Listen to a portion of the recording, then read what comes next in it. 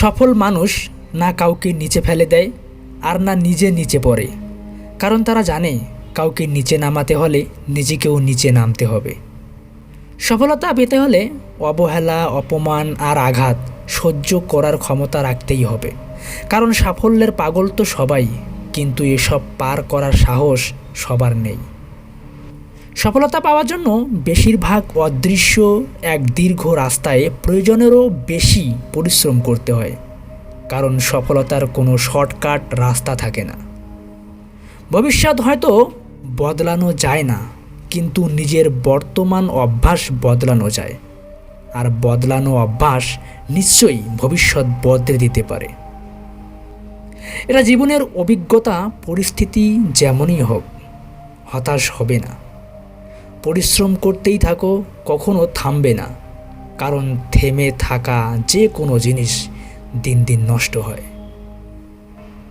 মানুষ ততদিন তোমাকে ডাকবে, চিনবে যতদিন তুমি তাদের কাজে আসবে। যেদিন তাদের প্রয়োজন ফুরিয়ে যাবে, সেদিন হয়তো তারা তোমার নামটাও বলে যাবে। সময়ের সাথে লড়াই করে যারা ভাগ্য বদলেছে, সফল মানুষ তারাই যারা সময়ের মূল্য বুঝেছে। তাই সময়ের সাথে অবহেলা করো না, নয়তো সময় তোমাকে নষ্ট করে দেবে।